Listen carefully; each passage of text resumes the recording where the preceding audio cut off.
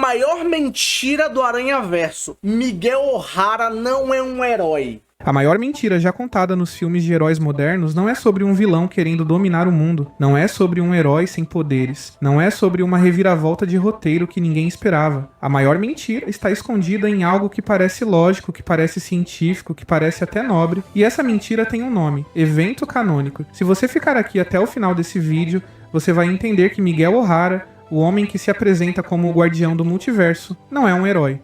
Ele é um líder de culto traumatizado que convenceu milhares de pessoas a sofrerem, porque ele não consegue aceitar que a culpa pelo pior momento da sua vida é totalmente dele. Vamos começar pelo começo, quando o Homem-Aranha, através do Aranhaverso, chegou nos cinemas em 2023, uma das coisas que mais chamou a atenção do público não foi a animação, que é linda demais. Não foi a trilha. Eu vou mandar aqui, real. A única versão que eu gosto do Miles como Homem-Aranha é a versão desse filme aqui. Esse filme aqui, ele como Homem-Aranha nesses filmes é ok, ele é decente, é um personagem decente, é um protagonista decente. O Miles da HQ, que dali é horrível, mas isso aqui é ok. A trilha sonora não foi nem o Miles Morales em si, foi esse conceito novo, esse conceito de eventos canônicos. A ideia de... Cara, isso não é um conceito novo, isso é um conceito antigo, só que agora isso tá sendo meio... não é estabilizado, mas é canonizado como algo realmente completo. Mas o fato que sempre o Homem-Aranha vai perder o Tio Ben, sempre a Gwen Stacy vai morrer, sempre isso e aquilo, essas coisas de efeito canônico sempre existiram nos filmes de super-heróis. Sempre foi uma questão. De que todo Homem-Aranha, em todo o universo, precisa passar por certas tragédias específicas. Perder o Tio Ben. Isso não é só do Homem-Aranha, isso é de vários heróis. Que todos os heróis hoje em dia tiveram dezenas de encarnações. Então o Homem-Aranha, ele também tem esses fatos heróicos, porque o pessoal tem que repetir a história dele toda vez que eles fazem um novo Homem-Aranha. Ver um capitão de polícia próximo morrer tentando salvar alguém. Carregar a dor como se fosse um uniforme. E se qualquer uma dessas coisas não acontecer, o universo entra em colapso, a estrutura da realidade se desfaz e tudo que existe some. O filme apresenta isso como uma lei física, como se fosse a gravidade ou a velocidade da luz. Algo inevitável, algo que não pode ser questionado. Mas o que eu quero fazer aqui com você hoje é questionar exatamente isso, porque quanto mais você olha de perto para essa teoria dos eventos canônicos, quanto mais você enxerga a lógica por trás dela, mas você começa a perceber que ela não veio de uma descoberta científica. D4 Vix mandou R$1. Veio de uma pesquisa profunda sobre como o multiverso funciona. Ela veio de um homem destruído por dentro, que precisava de uma explicação para justificar o pior erro da vida dele. E esse homem construiu uma organização inteira, recrutou centenas de Homens-Aranha de universos diferentes, e criou um sistema de regras que basicamente obriga todo mundo ao redor dele a sofrerem, só para que ele não precise olhar no espelho e admitir o que realmente aconteceu. Para entender tudo isso, você precisa conhecer a história de Miguel O'Hara, a história de verdade. Não a versão que ele conta para os outros, a versão que o filme mostra pelas entrelinhas, aquela que fica nas margens da narrativa, esperando alguém prestar atenção suficiente para notar. Miguel é o Homem-Aranha do ano 2099. Ele vive em Nova York, uma versão futurista e distópica de Nova York, onde ele protege a população com poderes que são um pouco diferentes dos outros aranhas. O DNA de Miguel foi modificado geneticamente com o de uma aranha, o que lhe deu garras retráteis nos dedos e nos pés, presas que liberam veneno, e uma teia orgânica que sai diretamente do seu corpo. Ele é mais brutal, mais físico, mais intenso do que a maioria das variantes. E essa intensidade se reflete na personalidade dele também. Mas antes de se tornar o líder frio e implacável da Sociedade Aranha, Miguel era outra pessoa. Ele era curioso, era solitário de um jeito específico, aquela solidão de quem tem tudo funcionando bem na vida profissional, mas sente um vazio em casa, sabe? E quando ele descobriu a capacidade de viajar entre dimensões, quando ele construiu um dispositivo que abria janelas para outros universos, ele começou a explorar. E em algum momento... Eu vou mandar uma real. Eu vejo filme de super-herói, eu vejo animação de super-herói. Eu raramente leio HQ. Eu não tenho tanto interesse em HQ, a não ser que seja graphic novel. Eu não vou ficar vendo HQ semanal, não sou maluco, eu tenho uma coisa na minha vida, porque aquela porra reseta a cada 5 anos. Dessa exploração, ele encontrou um universo onde havia uma versão alternativa dele mesmo. Essa versão tinha uma família. Tinha uma filha, tinha aquela vida que Miguel, na versão do universo dele, nunca tinha conseguido construir. E então essa versão alternativa de Miguel morreu. Não por causa do Miguel que estamos acompanhando. Foi um acaso, um assalto, uma daquelas tragédias aleatórias que a vida impõe sem avisar. E Miguel, com acesso à dimensão, com a tecnologia de viagem, tomou uma decisão. Ele ia ocupar o lugar desse outro Miguel, ia cuidar da filha, ia ter aquela família, ia ser feliz de um jeito que ele nunca tinha sido no universo dele. E durante um tempo, funcionou. Mas o universo não sustentou essa anomalia. A presença de um Miguel de fora, ocupando o espaço de um Miguel que havia morrido, criou um desequilíbrio que o tecido daquela realidade não conseguiu absorver. O universo começou a se desfazer, e Miguel tentou salvar todo mundo. Chamou outros membros da Sociedade Aranha. Tentou consertar o que tinha quebrado, mas não foi possível. E ele ficou segurando a filha nos braços enquanto ela desaparecia, enquanto tudo que ele amava naquele universo simplesmente deixava de existir. Pausa aqui por um segundo, porque o que acontece depois desse momento é o coração de tudo que eu preciso te mostrar hoje. O que acontece quando um ser humano, ou qualquer ser consciente, passa por um trauma desse nível? Um trauma que combina culpa, perda e impotência numa dose tão intensa que a mente simplesmente não sabe como processar. Tem algumas respostas possíveis, e a mais comum, a mais humana de todas, é a que nós chamamos de mecanismo de defesa. A mente cria uma história, uma narrativa que transforma o caos insuportável em algo...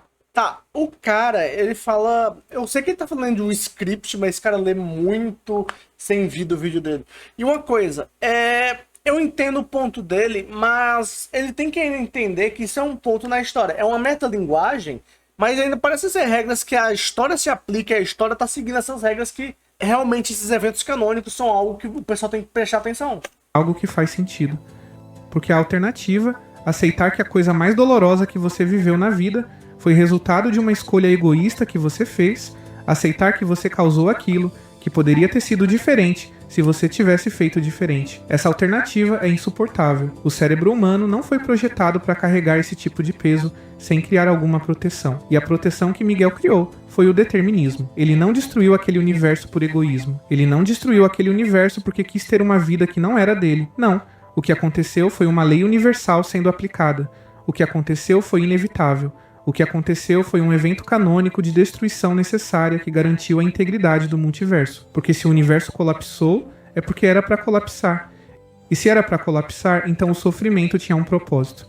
E se o sofrimento tem um propósito, então Miguel não é um homem que matou um universo por egoísmo. Ele é um sobrevivente que aprendeu a lição mais dura de todas. Você consegue enxergar o quanto essa lógica... O Miguel não é um herói. Eu acho que ninguém vai dizer que o Miguel é um herói. Mas, mesmo assim, ele não é um herói, mas ele tá tentando usar... Ele tá tentando manter o universo sem ser destruído, porque o universo tem essas regras nesse mundo aí. No mundo deles tem essa regra. Eu sei que ele realmente tá usando isso aí. Ele quer manter tudo isso, uma forma de controle. E é assim que ele se controla, ele não fica maluco. Mas ao mesmo tempo, ele tem que manter ele não pode só deixar o protagonista fazer o que ele quiser, o Miles, porque senão o universo vai colapsar mesmo. Tipo, não é uma desilusão dele. Isso é como o universo funciona no filme. A lógica é sedutora. Você consegue ver como ela funciona? Porque não é algo ridículo de entender.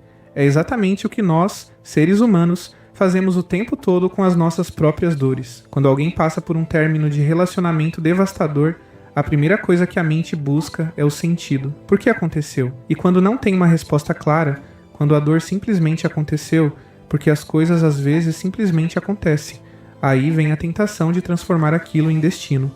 Era para ser assim. Sim, eu entendo que o Miles está fazendo isso, mas parece também que a história está querendo dizer que ele está lutando contra o destino. O que não é uma coisa ruim de uma história. Mas a gente vai ter que ver como vai ser o terceiro filme, como vai ser a conclusão disso, pra ver se lutar contra o destino vai ser certo ou errado, porque a gente não sabe.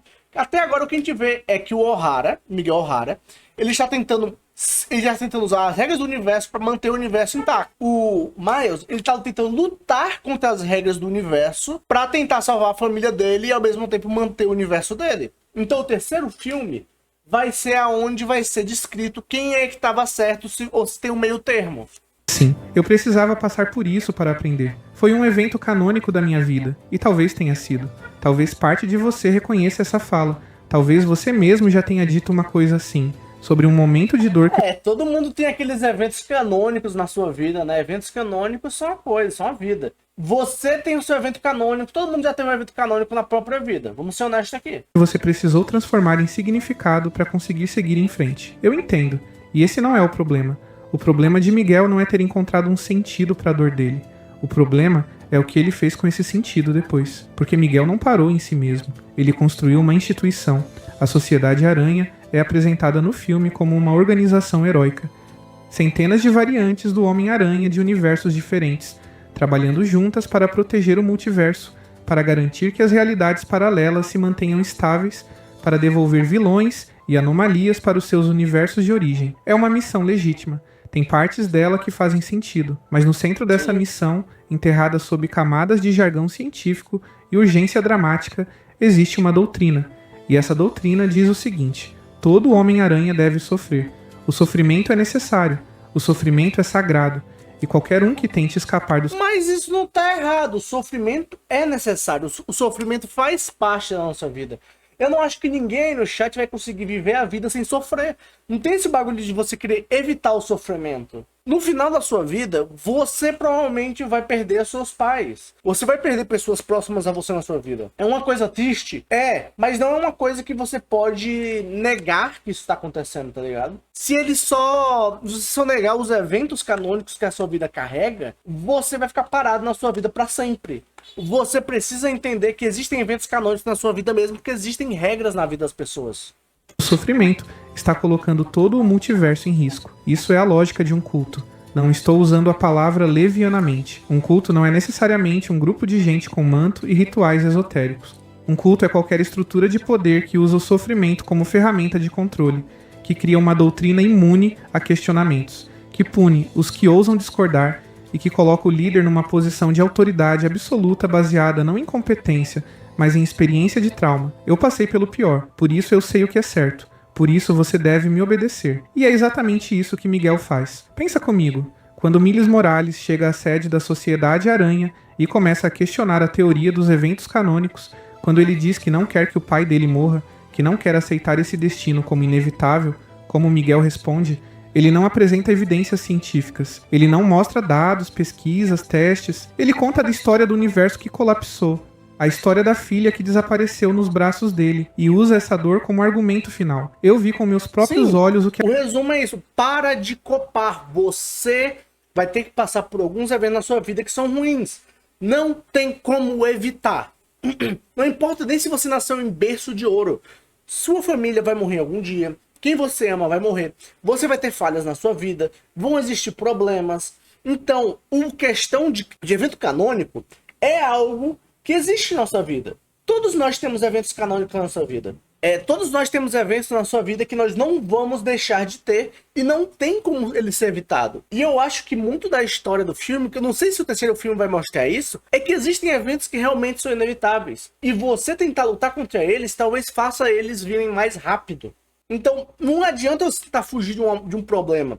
Tem falhas na sua vida que vão acontecer. O importante é que você tem que aprender a lidar com essas falhas. E é só isso. O que acontece quando você tenta mudar? Agora obedeça. Isso se chama apelo à autoridade do trauma. É uma das ferramentas mais eficazes de manipulação emocional que existe. Justamente porque é difícil questionar alguém que claramente sofreu de verdade. Ninguém quer parecer insensível. Ninguém quer parecer que está ignorando a dor genuína de outra pessoa. Então você ouve, e você cede, e você para de questionar. Mas... Sim, eu acho que o Miguel está certo até tal ponto. A questão é que parece que a história também é principalmente sobre o Miles amadurecer e entender que existem essas questões na vida. Ó, um motoqueiro filho da puta aí que eu queria que acontecesse um evento canônico com ele agora, ó. Queria que acontecesse um evento canônico, sabe qual é, né? Cara, mas é isso aí. Eventos canônicos fazem parte da sua vida, você não pode negar isso. Mas vamos questionar. A teoria dos eventos canônicos diz que o sofrimento específico de cada Homem-Aranha é necessário para manter a coerência do universo. Mas de onde vem essa informação? Miguel encontrou uma estrutura que ele chama de Teia da Vida e do Destino, uma espécie de mapa do multiverso que mostra padrões se repetindo entre universos diferentes. E esses padrões incluem tragédias. Então ele concluiu que as tragédias são necessárias para que os padrões se mantenham. Mas essa conclusão tem um problema lógico gigantesco que o filme não resolve. Correlação não é causa. O fato de que... Correlação não é causa... Cara, ó, esse é um dos argumentos que realmente correlação não é causa. Mas você não pode só dizer correlação não é causa e só ignorar o argumento. Tá, mas por que você acha que essa correlação não é causa? Porque no filme mostra que o Miles ser diferente, o Miles não ser o Homem-Aranha original daquele mundo, está causando problemas para aquele mundo. Muitos universos, Homens-Aranha perderam figuras importantes. Não significa que essas perdas são o combustível que mantém os universos funcionando. Pode significar simplesmente que o sofrimento é comum, que tragédias acontecem em todas as realidades, que qualquer herói que existe por tempo suficiente vai eventualmente perder alguém. Isso não é física quântica, é a condição humana. Miguel pegou um padrão de dor e transformou em lei universal. E agora ele aplica essa lei com a autoridade de quem nunca precisou provar que ela é verdadeira. Mas ela meio que se prova verdadeira porque todos os outros Homem-Aranha lá seguem essa lei. A maioria deles provavelmente seguem essa lei antes mesmo do Miguel falar com eles. O Miles não segue porque o Miles não é o Homem-Aranha original daquele mundo. Aqui está o ponto mais assustador de tudo. Aqui está onde a psicologia fica realmente perturbadora. Cara, vocês escutam isso, cara? Cara, por favor, pelo amor de Deus, eu quero muito.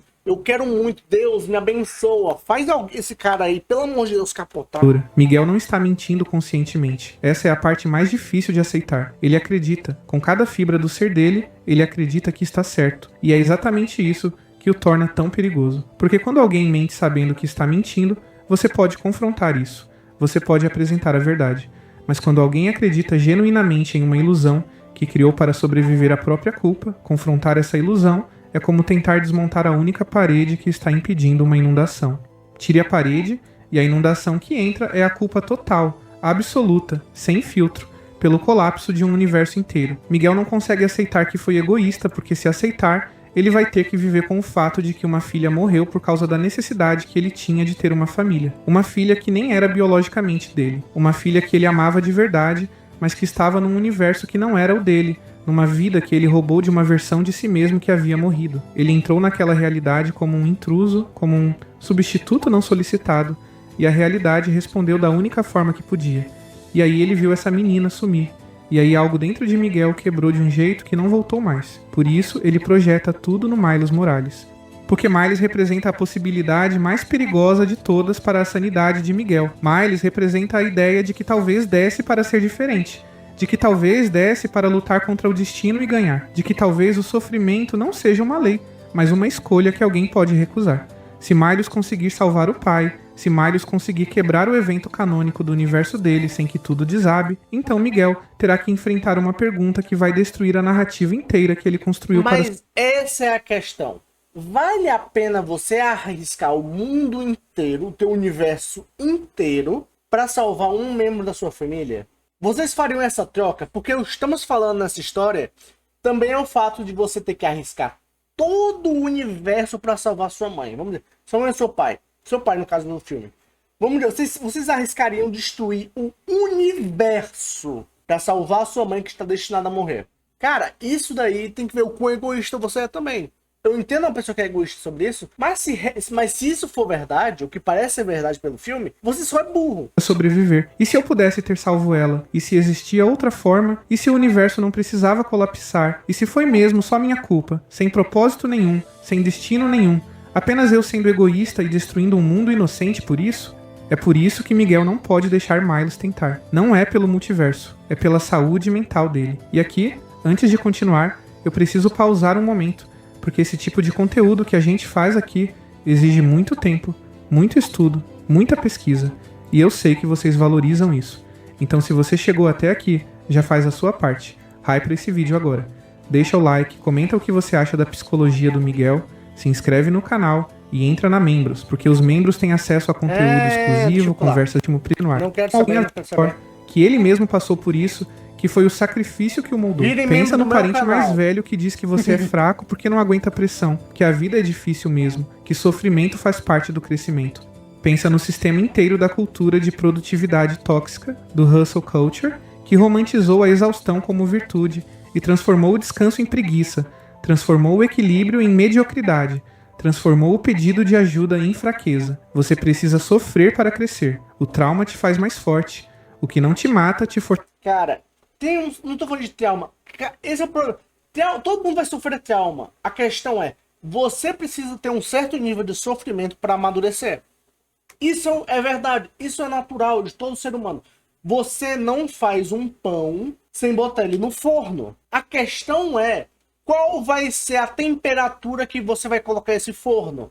Se você colocar esse pão numa temperatura muito baixa, não vai assar direito, só vai assar a parte de fora e o miolo vai ficar cru. Se você assar demais, vai queimar. Então você tem que ter um certo nível de sofrimento na sua vida, mas também tem que saber medir, cara. Não pode botar um bagulho absurdo para as pessoas sofrerem, mas também não pode deixar a pessoa ser mole demais. Fortalece. Sem dor, sem ganho. São frases que parecem sabedoria. São frases que têm uma camada de verdade suficiente para serem convincentes. Dificuldades ensinam. A diversidade revela caráter. Tudo isso é real. Mas existe uma diferença enorme. Uma diferença que muitas vezes a gente não consegue ver porque está imerso demais. Eu odeio esse Homem-Aranha indiano, cara. Imagina você ter o seu universo onde você é o protagonista, ser o Homem-Aranha indiano, mesmo assim você fica chorando porque o Reino Unido roubou o artefato.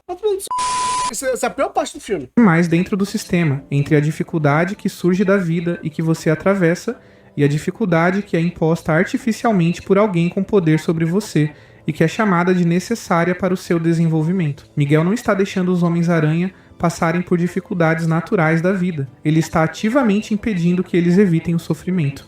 Ele está caçando Miles Morales por toda a sede da sociedade aranha, com centenas de agentes, porque Miles ousou dizer que não quer que o pai morra. E está fazendo isso em nome de uma teoria que ninguém questionou, que ele mesmo inventou, que existe para proteger a psique dele e não o multiverso. Ele não inventou, mano. É mostrado no filme que a porra do universo começa a colapsar quando você evita, cara. É mostrado no filme. Pô, calma lá. Também tá dizendo como se tivesse tirado essa teoria da bunda, tá, cara? Quantas vezes você aceitou uma dor que poderia ter sido evitada porque alguém com autoridade te convenceu de que essa dor era necessária, era parte do processo, era um evento canônico da sua vida? Quantas vezes você ficou num emprego que te destruía porque te disseram que era assim que funcionava o mundo profissional? Não, aí tudo bem, ó, isso é outra história, é porque, ó, não, é que você tá confundindo a realidade com... Tem uma diferença entre você falar assim, cara... Se você largar esse emprego agora, mês que vem você vai estar passando fome. E a verdade, e a diferença entre isso e o que você tá falando que é o seguinte, é de falar, cara, se você ficar você tem que ficar nesse emprego pro resto da tua vida. São duas coisas diferentes. E, inclusive eu não indico, não fiquem em subemprego não. Que era necessário pagar um preço, que os mais novos sempre sofrem primeiro. Quantas vezes você ficou numa relação que te fazia mal, porque te convenceram de que relacionamento bom exige sacrifício. Que amor sem dor não é amor de verdade. O ator do pai do Morales disse que vai ser um final agridoce. Olha aí, ó. Então provavelmente não vai ser um final feliz, onde o pai dele vive. Provavelmente vai ter algumas questões e, tipo, ele provavelmente vai morrer. Eu acho que provavelmente o pai do Miles Morales vai morrer e ele vai ter que aprender uma lição. Que se você for embora, você é fraco ou ingrato. Quantas vezes você silenciou uma necessidade sua? Uma vontade legítima de ter algo diferente na vida? Porque o sistema ao redor te ensinou que querer demais é perigoso, que tentar mudar o roteiro é arrogância, que o destino está traçado e você só tem que aceitar. Cara, espero que o final seja bom, cara, que eu tô cansado de final ruim, pelo amor de Deus. Com os seus eventos canônicos, aqueles que os outros definiram por você. E a pergunta que Miles Morales faz no filme, a pergunta que faz... Boa noite, Yutsumirika, bem-vindo à live. Faz Miguel entrar em colapso de raiva é a mesma pergunta que pode mudar a sua vida se você tiver coragem de fazê-la. E se não precisar ser assim? E se o sofrimento que você aceitou como inevitável era evitável? E se a dor que você chamou de destino era, na verdade, uma escolha de outras pessoas que se beneficiavam da sua imobilidade? Não é uma pergunta fácil, porque ela implica em outras perguntas muito mais difíceis. Se o sofrimento era evitável, então por que eu não o evitei? Se eu poderia ter feito diferente, então o que isso diz sobre mim? E aqui está o ponto crítico. Essas perguntas não precisam te culpar, elas precisam te libertar. Porque a diferença entre Miles e Miguel não é que Miles é mais forte ou mais corajoso ou mais especial. A diferença é que Miles está disposto a carregar a incerteza de tentar. Ele não sabe se vai dar certo. Ele não sabe se vai conseguir salvar o pai. Ele não tem garantia de que o universo não vai colapsar. Mas ele... Cara, de novo! Cara, eu tô pra sair aqui, pegar esse cabo aí, É aceitar antecipadamente uma perda que ainda não aconteceu. Miguel já foi o Miles uma vez, já foi alguém disposto a tentar. Ele tentou ter a família que não tinha, tentou amar aquela filha, tentou reescrever o roteiro da vida dele. E quando deu errado, quando o universo colapsou e a filha desapareceu, alguma coisa nele decidiu que tentar era o erro. que a ambição de querer mais é o que destrói tudo, que a solução é aceitar o roteiro e nunca mais questionar. Esse é o momento... Cara, mas vamos ser honestos aqui. Quando o seu roteiro determina que o mundo vai acabar, pelo amor de Deus, você também tem que perceber que tem certos níveis para ambição. Se sua ambição... Ó, aqui para todo mundo aqui, eu quero que todos vocês tenham ambição. Consigam muito dinheiro, sejam muito ricos. Falo assim no fundo do meu coração. Mas se a sua ambição tiver chance de destruir o mundo, por favor, repense, dê uma repensada, relaxe, tome um sorvete, tome um relaxante e não faça uma coisa que vai destruir o mundo, pelo amor de Deus, né? Em que uma tragédia pessoal se transforma em doutrina coletiva, quando a ferida de um homem se torna a lei que todos os outros devem obedecer. E é aqui que precisamos falar sobre algo que o filme deixa implícito, mas nunca explica completamente: a natureza da projeção psicológica. Projeção é um mecanismo de defesa onde uma pessoa atribui a outra os sentimentos, os desejos ou os impulsos que não consegue aceitar em si mesma. Miguel odeia Miles com uma intensidade que vai além do pragmatismo, além do que seria necessário se fosse apenas sobre proteger o multiverso. Ele odeia Miles de um jeito pessoal, visceral, urgente. E o motivo é que Miles... É bem simples, porque ele não é o Homem-Aranha original do mundo dele, ele não deveria existir naquele jeito. Se não me engano é isso, né? Ele existir que causa problema, porque não é o Homem-Aranha original. E ele surgir matou o Homem-Aranha antigo. Miles espelha de volta para Miguel exatamente o que Miguel destruiu em si mesmo. Miles quer salvar o pai, quer lutar pelo amor, quer reescrever o destino. É o mesmo impulso que fez Miguel entrar naquele universo alternativo. Eu acho a mesma coisa, Fel, porque ele vai aprender a aceitar as coisas. Tem que aceitar que algumas coisas na vida você não consegue mudar. Para estar perto de uma filha que não era a dele. O mesmo impulso que Miguel, depois do trauma, catalogou como patológico, como perigoso, como a raiz de toda a destruição. Então, quando Miguel olha para Miles, ele não vê um adolescente irresponsável. Ele vê a versão de si mesmo que ele mais odeiam, a versão que ainda acredita que é possível querer mais e sobreviver a isso. Destruir Miles, ou pelo menos dobrar Miles, se submeter ao sistema dos eventos canônicos, é a única forma que Miguel tem de provar para si mesmo que ele estava certo, que não havia outra opção. Sim, foi isso, mas se eu não me engano bem, ele ter virado o Homem-Aranha causou no destino, quando um Homem-Aranha novo existe, o antigo morre por causa da regra desse mundo aí. Eu lembro que ele falou algum bagulho assim, que tipo, por você ter se tornado o Homem-Aranha, causou a morte do Homem-Aranha antigo. Eu lembro que tem alguma coisa assim no filme. Opção, que não há outra opção, que nunca há outra opção. A crueldade mais assustadora de todo esse sistema é que ele é auto-perpetuante. Quanto mais Homens-Aranha sofrem dentro da doutrina dos eventos canônicos, mais parece que a doutrina está certa. Porque se todos sofreram e o multiverso ainda existe, então o sofrimento funcionou. Mas essa lógica ignora completamente a possibilidade de que o sofrimento pode ter acontecido por motivos totalmente independentes da necessidade cósmica, e que o multiverso teria sobrevivido de qualquer forma. É como dizer que toda vez que você reza antes de uma tempestade e a tempestade passa, a reza causou o fim da tempestade. Pode ser, mas também pode ser que a tempestade ia passar de qualquer jeito. Falando em coisas que ajudam a atravessar as... Legal, mas cara, você tá falando como se tudo que o Miguel inventou fosse uma invenção, quando mostra no filme que ele mudar o destino causou o universo a destruir. Não é uma ilusão, não é esquizofrenia do Miguel, realmente mostra que isso acontece. Tempestades com mais estilo, essa é a hora de dar uma pausa rápida aqui para falar com vocês que ainda não conhecem as camisetas de animações da Telecast pela série Par de Alto Pucena. Está tentando ações do Homem-Aranha, está tentando impedi-lo. E aqui é onde a metáfora fica perfeita demais para ser acidente. São heróis tentando impedir uma ação heróica. São Homens-Aranha, figuras que em todos os seus universos representam a defesa do inocente, tentando garantir que um pai inocente morra. Estão tão dentro do sistema, tão convencidos pela doutrina, que não conseguem mais enxergar o absurdo do que estão fazendo. Isso é o que acontece quando o trauma vira ideologia. Quando a dor de um homem vira a lei de uma instituição. As pessoas dentro da instituição param de questionar e começam a executar. Não porque são malvadas, não porque não se importam, mas porque o sistema em que foram integradas tem uma lógica interna tão coerente, tão completa, que questionar essa lógica parece loucura. Cada Homem-Aranha naquela perseguição tem sua própria história de perda. Cada um deles perdeu alguém. Cada um deles sobreviveu ao seu evento canônico, e cada um deles foi convencido de que essa sobrevivência foi possível porque não desafiou o sistema. Então, quando vem Miles desafiando, eles não veem coragem, veem ameaça, veem tudo que os fez sobreviver sendo colocado em risco por um adolescente que ainda não entende como o mundo funciona. Mas será que eles sobreviveram porque não questionaram? Ou será que sobreviveram simplesmente porque sobreviveram e a doutrina veio depois para dar um sentido que não existia originalmente? É uma das perguntas mais difíceis de fazer sobre a própria vida, porque a resposta pode mudar tudo. Pense em alguém que passou por um período muito difícil, talvez uma crise financeira, talvez uma doença, talvez o fim de algo que era central na vida dela. Tá, E essa cara. pessoa sobreviveu, atravessou. Escapar do sofrimento, então toda a dor de Miguel se torna vazia, desnecessária, injusta. E ninguém quer Você já falou isso 3 vezes, cara. A gente entendeu já esse ponto. antecipadamente uma perda que talvez seja evitável. Ele está dizendo que vai tentar, que vai usar cada poder que tem, cada recurso, cada grama de coragem para tentar chegar antes que seja tarde. E essa disposição de tentar, essa recusa de capitular diante de uma profecia que ainda não se realizou, é exatamente o que separa um herói genuíno de alguém que usa a armadura de herói para justificar a própria inação. Miguel parou de tentar.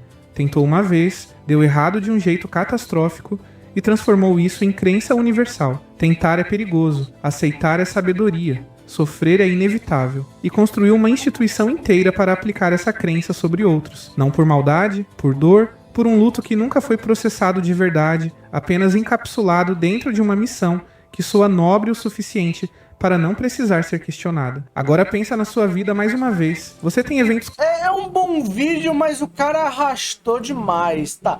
No final, cara, no final a questão é... No final da história, o Miley vai ter que aprender uma lição. E a lição que ele provavelmente vai aprender é que ele tem que aceitar algumas coisas na vida. Porque não tem isso aí da porra da ideia do Miguel ser tudo uma esquizofrenia. Seria muito ridículo. Você só... ele só tava errado e você não tem que questionar suas ideias. Eu acho que seria uma péssima história. Tipo, não, você não tem que questionar nada. Ele tava errado, você não precisava fazer nada. Não tem nenhuma questão, tá ligado? Não tem uma escolha. Então, tipo, é isso. Seria bem mess se fosse isso, tá ligado? Então eu acho que realmente os eventos canônicos são verdadeiros. Desculpa, eu entendo o ponto desse cara, mas ele tá exagerando. Ele quer fazer que o Miguel seja um esquizofrênico. Miguel não é um esquizofrênico, vamos lá. Mas realmente ele tem um ponto que o Miguel se colocou nisso porque ele perdeu tudo. E ele tá nessa ideia que ele não quer que o resto do mundo perca tudo igual ele perdeu. É só isso. Mas não é um vídeo ruim, não. Só é muito pleonasmo. Tem puro pleonasmo nesse vídeo.